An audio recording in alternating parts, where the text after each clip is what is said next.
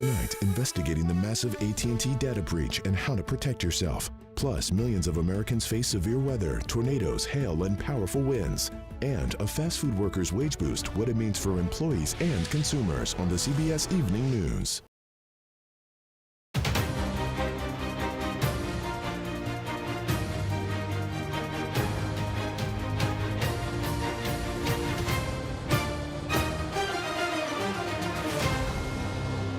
We have to move fast, but we cannot be careless. I've been clear with this team that we have got to prioritize safety. President Biden will travel to Baltimore on Friday to visit the collapsed Francis Scott Key Bridge. We've opened up 100 headquarters. We have people waiting to just get engaged. I mean, I just think people are so tired of the negativity. It's exhausting, actually, because the last one was exhausting. I can't believe we're here again. Hello, I'm Nicole Killian in Washington, and welcome to America Decides. We begin in Baltimore, where crews are taking significant steps to try and reopen the port after last week's deadly bridge collapse. The U.S. Coast Guard has opened an alternate channel for boats involved in clearing the wreckage. Workers are also cutting what's left of the bridge into pieces and moving tons of debris. Every time someone goes in the water, they are taking a risk. Every time we move a piece of the structure, the situation could become even more dangerous. We have to move fast, but we cannot be careless. I've been clear with this team that we have got to prioritize safety. And my directive is to complete this mission with no injuries and no casualties. We've already lost 6 Marylanders to this crisis. I refuse to lose any more. Turn to Nicole Skanga, who has the latest from Dundalk, Maryland. Good evening, Nicole. Today, the Unified Command announcing that they will lift a 350-ton piece of debris, a mangle and twisted steel part of the bridge on the north end by the end of the day. All of this in an effort to clear that 700-foot wide expanse of channel. Now, today, also an announcement that there is a smaller channel on the northeast side of the waterway open to some traffic, including commercial barges and some vessels that will be integral to the salvage operations in the coming days. The U.S. Coast Guard says it's also working on opening up 2 more channels, one along the south side and a third channel that can accommodate larger ships once more debris surrounding the container ship Dolly is removed. All of this activity happening before President Biden comes to Baltimore on Friday, and the White House announcing today that the Small Business Administration has opened 2 business recovery centers in Baltimore for workers, small businesses who were directly impacted by the bridge collapse to visit and to apply for loans of up to $2 million. In the next few days, some concerns that the weather could slow down these salvage efforts. We're expecting a storm system to hit starting tomorrow. Right now, crews have anchored down the container ship Dolly, 4 anchors attached to the stern of the ship and a tug in anticipation of that weather to ensure that the container ship doesn't spin out and cause further damage. Nicole, I'll send it back to you. All right, Nicole Skanga in Dundalk, Maryland, thanks so much. Let's bring in senior advisor and assistant to President Biden, Tom Perez. He's also the director of the White House Office of Intergovernmental Affairs. Thanks so much for being with us. And first off, just tell us more about President Biden's visit to Baltimore. What can we expect this coming Friday? Well, the president said immediately after this tragedy that we're going to move heaven and earth to help the victims, their families, the community, and the rebuild. And he's going to be there Friday to see for himself the progress that has been made. The Unified Command is truly unified. We have federal, state, and local partners working away. This is a really challenging undertaking. It's 110,000 tons when you add up the vessel and the bridge debris, 110,000 tons. So there's a lot of work to be done. We still need to recover 4 bodies, and that work will continue. That is something that Governor Moore correctly said. We will put safety first. We want to give closure to the families. In the meantime, as you correctly point out, the Small Business Administration has already acted. The Department of Labor at a federal level is working closely with the State Department of Labor to make sure we're moving forward to help displaced workers. There's a lot of work streams at once, and we are doing them all, and we're doing them all as effectively and safely as possible. You talked about some of the families, and I know that you met with some of the victims' families last week. Will the president also meet with them Friday? Yes, we're planning the day out right now. I have met with the families, and it was just profoundly sad. And as you know, the president himself is no stranger to tragedy in his own life, and that's why as soon as he heard about this, one of the first directives to me was make sure we are with the families, make sure we're supporting those families. I mean, these are, they do the work that all too many people won't do. In the middle of the night, you're out on a road making sure that the next day people can get to work safe and sound. The most important right a worker has is to come home safe and sound, and that didn't happen for these workers. So the president puts a very, very high value on making sure that we protect worker safety and that we take care of families. And that's going to be a big part of what we do in the days and weeks ahead. And as you know, many of the victims were from Mexico and Central America. And in terms of some of the support that you're talking about, is the White House doing anything specifically to assist their relatives, particularly those who may live outside of the United States? I've personally, within the last half an hour, participated in a telephone call exactly about that. There's a way to get loved ones into a country called humanitarian parole. When you lose a loved one like this and you have perhaps a brother or a mother or some other relative that lives in Mexico or Guatemala or Honduras or El Salvador, which are the 4 countries involved here, there is a process for allowing them in for a certain period of time so that they can mourn with their family members. And so we're working with the Department of Homeland Security to process those requests, and we're going to continue to sit down and listen and learn from the families. I can't overstate how tragic it was. These were the bread earners. Not only were they supporting their families here, but in most cases they were sending money back home to loved ones, and that's a big part of this tragedy. The White House has already allocated about $60 million to help the state of Maryland in the wake of this bridge collapse. Transportation Secretary Pete Buttigieg has called on Congress to provide more funding. Here's what he told Face the Nation. The pitch is your district could be next. And also, this has historically been bipartisan. And I'm not just reaching back to bygone eras. Remember, the infrastructure package itself, President Biden's infrastructure plan, went through on a bipartisan basis. Mm-hmm. As you may recall, back in 2007, Congress approved aid 2 days after a bridge collapse in Minnesota. Do you think you can get that same type of cooperation in this Congress? I do, for a number of reasons. First of all, the Port of Baltimore is a resource not simply for the state of Maryland, but for the country. I mean, more cars get imported and exported from the Port of Baltimore than any other port in America. So this is a national resource that's a big part of our national supply chain for so many critical goods that come to the United States and leave from the United States. Secondly, that vote you mentioned in Minnesota that Secretary Buttigieg mentioned, the vote to help the people of Minnesota in the aftermath of that tragedy was 421-0.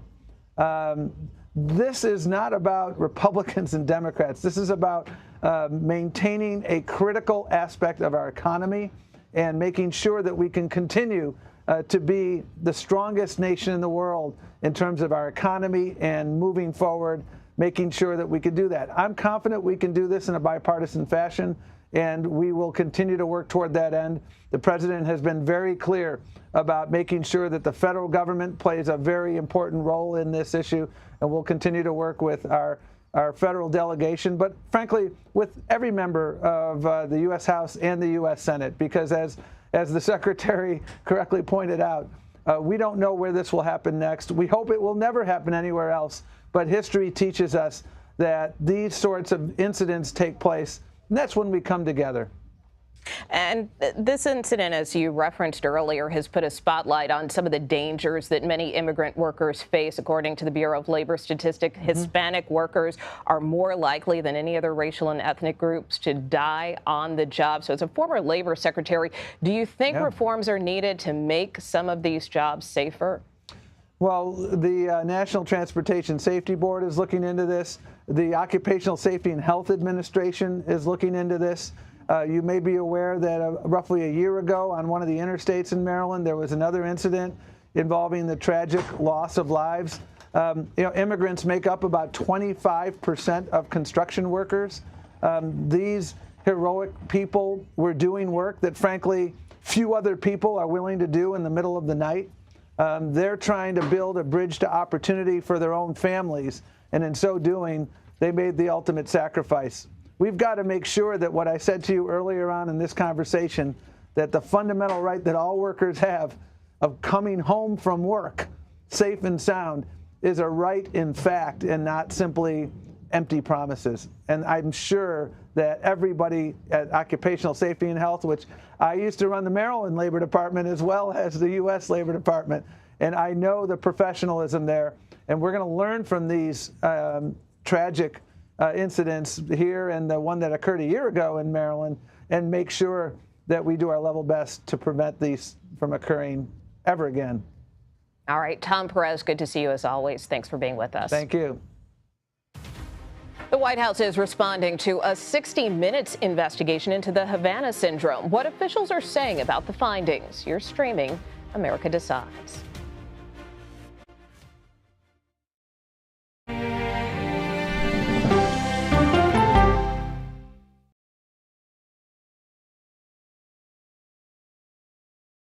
Mr. President, there's a lot to talk about. A lot to talk about. If China invades Taiwan, what will the U.S. Navy do? Here in Tel Aviv, second siren in about 10 minutes. This Humvee just pulled up and said, it's time to leave. The CBS Evening News with Nora O'Donnell. I had progressively fallen deeper into the world of online sports betting. The risk is the rush. What do you think is driving the spike in popularity? I think it's legality. If it's legal, I'm going to use it. There are ways to bet when you are 18. We've created an epidemic of child gambling. You can't walk into a male dormitory in a college campus without sports betting happening. It's America's most neglected problem. I used sports betting as a way to escape, when in reality, I'm choosing self-destruction. Whatever I had left, it was gone. The purpose of the industry is to get you to play to extinction. And that means until all your money is gone.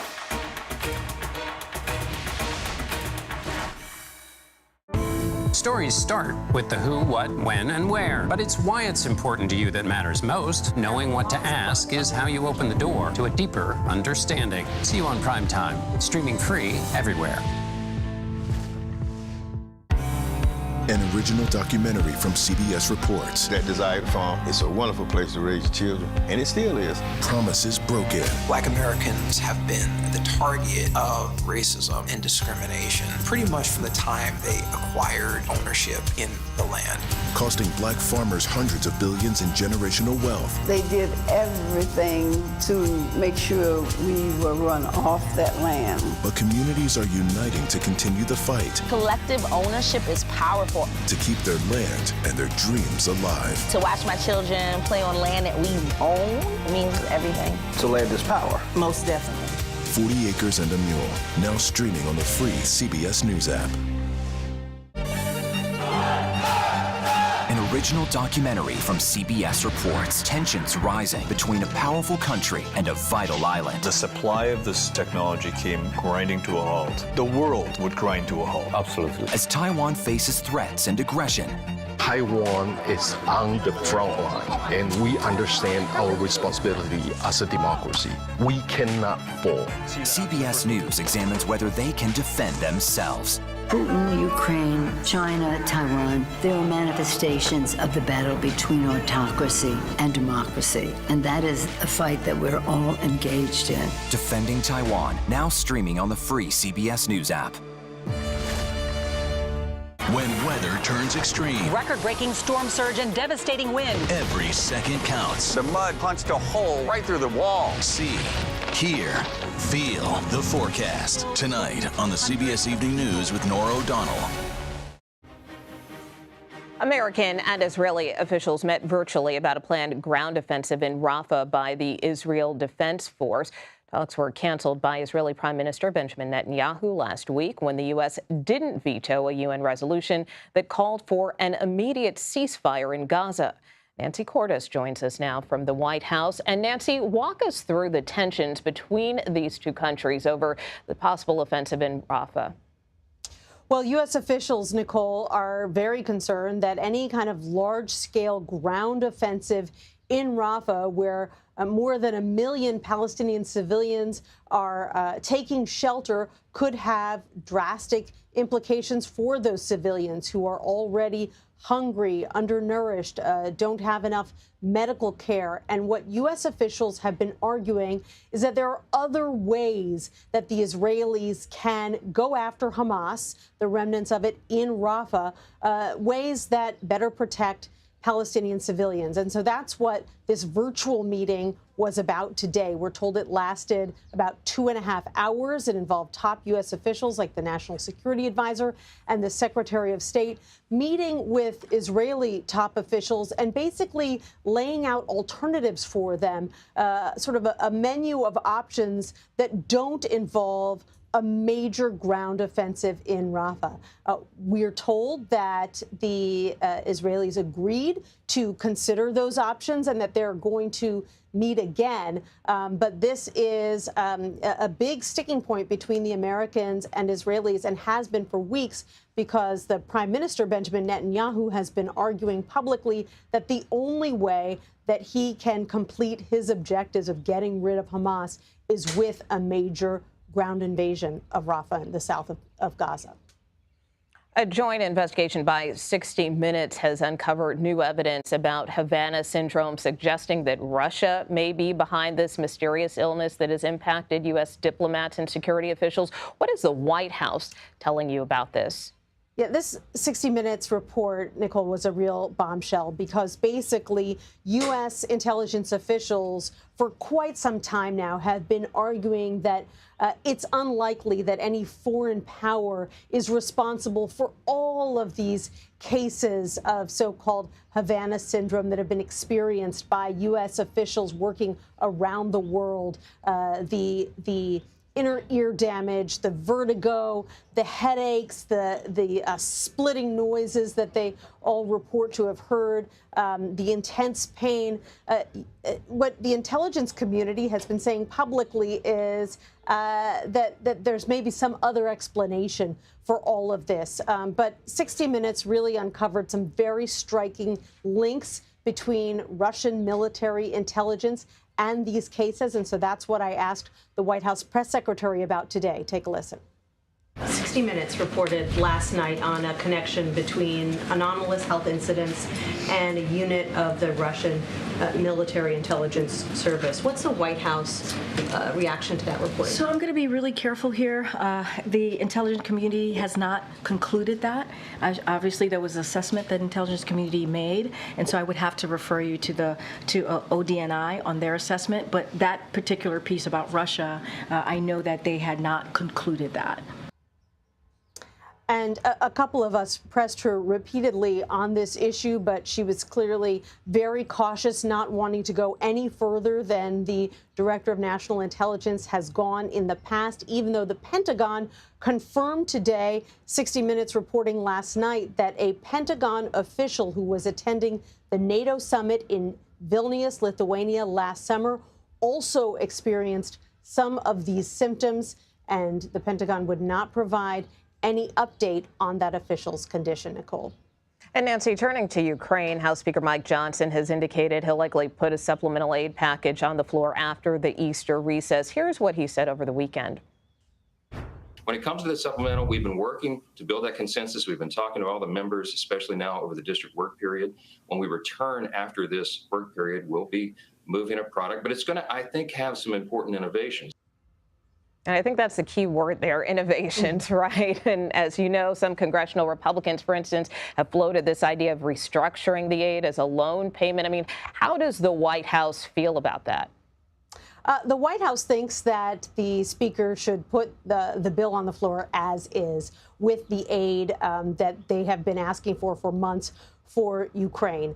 They believe that if that bill were to be put on the floor, it would pass with an overwhelming majority of Democratic and Republican votes. Now, they acknowledge that the House Speaker is in a bit of a bind, and he's got his right flank angry about his willingness to push that forward. But at the end of the day, the White House says that this money needs to go to Ukraine sooner rather than later.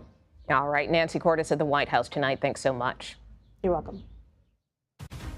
President Biden may be the presumptive Democratic nominee, but some voters in Wisconsin are still planning a protest vote in tomorrow's primary. We'll tell you why next. You're streaming America Decides.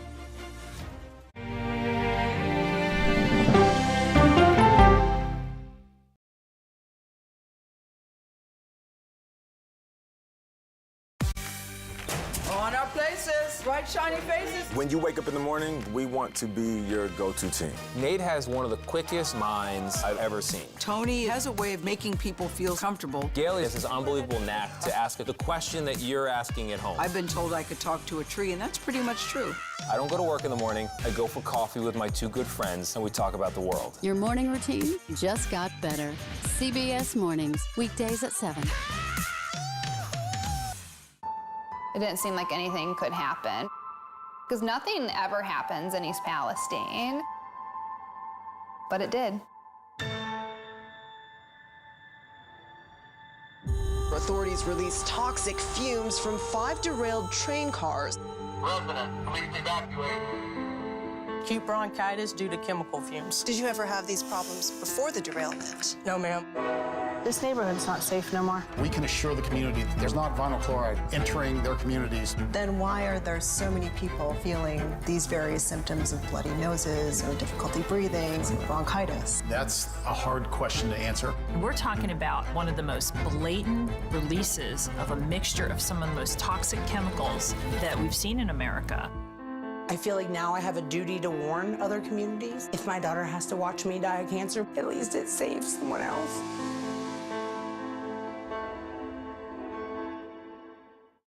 This case. It's like a screenplay, something straight out of Hollywood.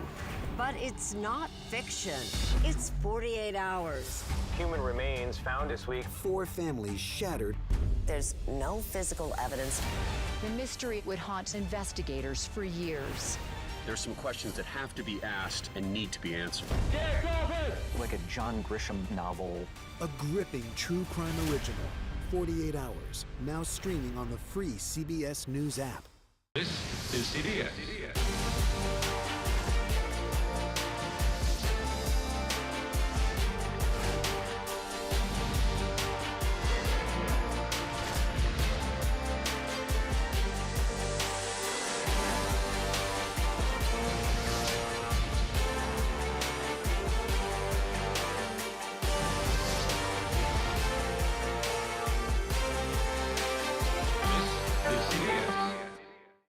Hello, everyone, and welcome to our Dragon capsule here in space. Sightseers in space, the thrill of a lifetime. Seeing the Earth from space, it was so exhilarating. But the risks that come with the territory. There have been 4 fatal accidents. That's a 1% fatal accident rate. Might make you look before you launch. If you had 1 out of 100 airplanes falling out of the sky, we'd have a public crisis. Space tourism, now streaming on the free CBS News app. And welcome back to America Decides. The Florida Supreme Court is allowing a vote on a constitutional amendment on abortion this November. It will need 60% of the vote to pass. The High Court also upheld the state's 15-week abortion ban. Shauna Mizell is with me here at the desk. And Shauna, I guess break down this decision and what it means. So that 15-week abortion ban was currently being upheld by the court in this ruling that came down today, but it was really a surprise ruling. What we were expecting was for them to weigh in on whether that constitutional amendment could appear on the ballot this November. They said that it can. Now, what's in this amendment? It would limit the government's right to intervene in abortion procedures, passing laws that restrict abortion. But it's very similar to what we've seen in states like Kansas and Ohio, which are conservative states where when abortion was on the ballot, it still passed. Yeah, I was going to say, how significant is it that this could now be on the ballot? Well, it's a presidential election year. Florida was won, I think, around by 5 points. So it was close, but not that close. But given that Biden will be on the ballot and he's really championing himself as an advocate for reproductive rights, that's definitely something that could be at play. But could that really make a difference in a state that now is more red than a swing state? I think that remains to be seen. In Ohio and Kansas, both majority led by Republicans, and Ohio has that Republican trifecta there. Abortion still won with a majority of the vote, but in a presidential election, are people going to split their tickets and vote for abortion to protect those rights and then vote for former President Donald Trump as well? Yeah, well, remains to be seen and to be continued. We know you'll be following every step. Thank you so much, Shauna Mizell, for being with us. Well, tomorrow is primary day in Wisconsin. Some Democrats are advocating for voters to vote against President Biden. It's a protest vote to the president's stance on the war in Gaza. Grassroots organizations are pushing voters to mark their ballots as uninstructed. Our Torian Small is in Milwaukee, Wisconsin. And Torian, in terms of this potential protest vote, are you expecting it to gain a lot of momentum there in Wisconsin? We've obviously seen similar efforts in other states during this primary cycle. Yeah, I think, Nicole, the movement, Listen to Wisconsin here, that's pushing this uninstructed anti-Biden ballot movement. They're looking forward to numbers similar to what we've seen in other states before, even states that didn't really have much of a presence behind this uncommitted movement, like North Carolina. There were 80,000 votes there that went to uncommitted or no preference compared to Joe Biden. Here, the magic number is 20,000 votes. That's the margin that Biden won in 2020. So they're looking to send a message that way, and they're picking up some pretty big endorsements.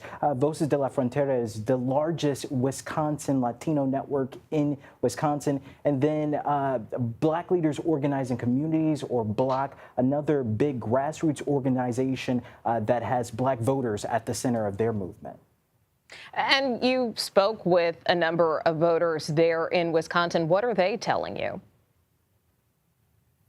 I'm getting a sense, Nicole, that there is already fatigue. We've talked about this before. This is the longest general election in presidential history, but voters are already upset or at least apathetic to a 2020 rematch. And quite a few voters are just not content with the top two candidates, Joe Biden and former President Donald Trump, the fact that they'll be on this ballot again. Take a listen to what they told me this weekend. I can't believe Trump is leading Republicans, which I think is a shame for our country.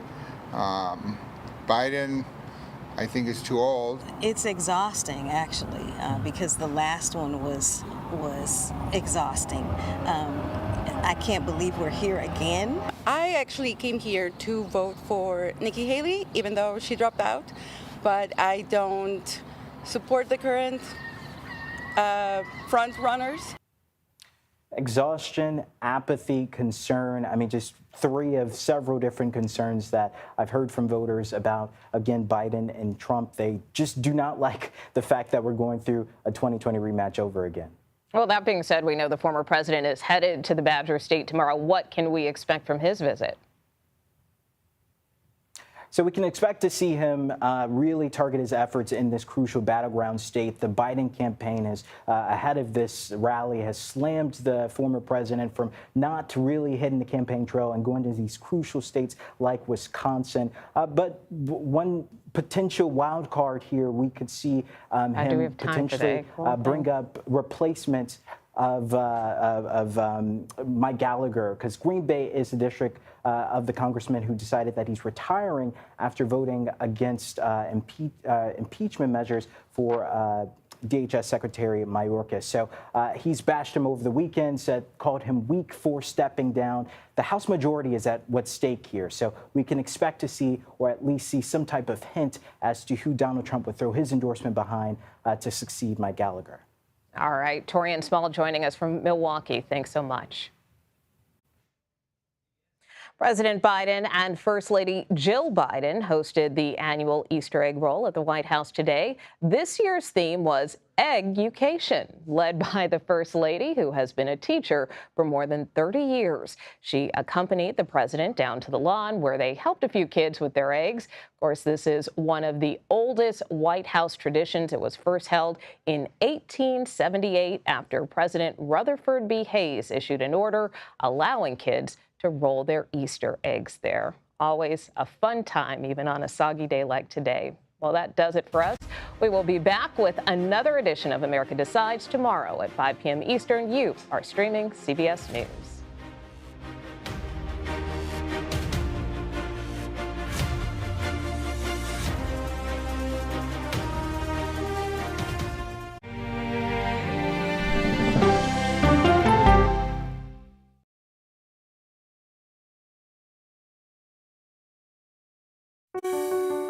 Washington is the seat of power. National security, foreign policy, global economics, every story comes through Washington in some way. We bring some of the most powerful